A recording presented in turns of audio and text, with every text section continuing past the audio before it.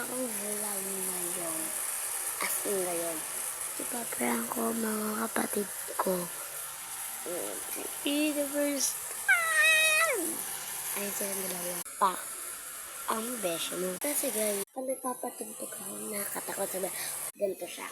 Hoy, bata ka. Matulog ka daw. Katakot yun. Napapalis sa YouTube, diba? Parang i-search kila katakot. Ganun ko wala pa. Iniisip ko, baka sakta awayan nila ako. Palapaloy nila ako ng hangin. B, what if ako na matakot na mamayang gabi? Uy, joke lang. Yung umaga. Or C, umiyak sila at ako pagkita ni Papa. Pero let's go, try na. Part 2 na lang to guys. Onti na lang minuto. Onte. Part 2. Bye.